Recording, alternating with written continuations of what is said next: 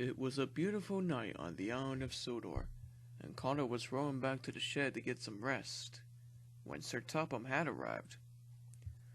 "No time to sleep, Connor, because tonight you gotta take the Flying Kipper.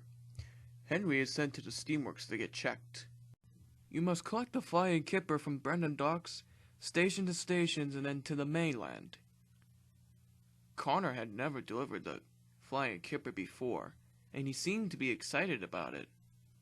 But what he doesn't know, that the Flying Kipper was full of smelly fish. "Whew," said Connor. "What a pong! I didn't know this was gonna be the smelliest job," said Connor. The Flying Kipper was ready to go, and Connor set off. "Whew, the sooner I deliver this the better."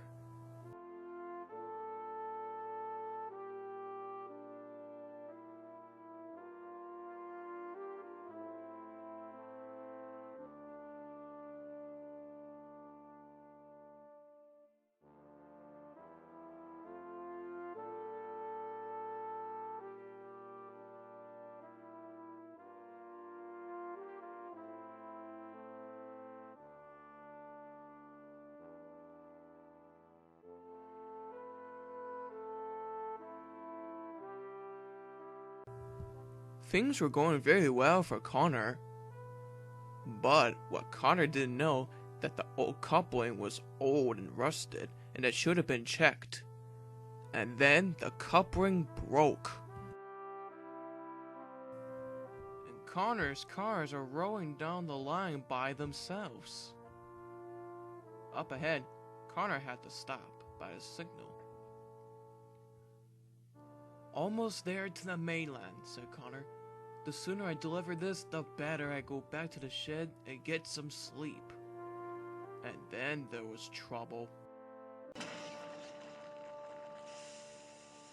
Luckily, no one was hurt, but the cars were in pieces, and Connor's tender was derailed, and Connor was covered in smelly fish. Edward soon arrived with Rocky the Crane. Rocky came to clean up the mess, and Sir Topham Hatt was on board. "The accident wasn't your fault, Connor. We should have replaced the coupling." "And Connor, don't worry about this mess. I need you to go to the shunting yards and collect your coaches." "But sir, can I go to the washdown and get cleaned up? I smell bad." "I know you smell bad, Connor, but I'm sorry. You can't be late with your passengers." Connor knew that the engines and the passengers are going to tease him because of a smell. Connor soon arrived at the shunting yards to collect his coaches. Right next to him are Stepney, Gordon, and Rosie. They can smell Connor. Gordon laughed. "I thought streamline engines are meant to pull coaches, not smelly kippers." Gordon laughed, and Connor just said nothing. Connor soon arrived at Nafford Station to pick up passengers. The passengers could smell Connor. "Phew! What a smelly engine," said the passengers. Connor was embarrassed by the passengers. He felt miserable. Then Connor heard a whistle. It was Henry, the green engine. He had just arrived from the steamworks. "Henry, you're back!" cried Connor. "It's good to be back, Connor. I've heard that you had some trouble with the Flying Kipper." "Yes, I did," said Connor. "I did not enjoy it. One of the couplings snapped and I had a little bit of accident." "But good news, Connor," said Henry.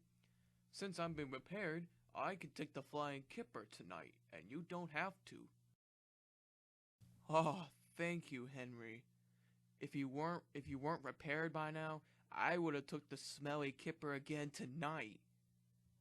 As soon as the guard blew his whistle, Connor puffed proudly away with a smile on his face.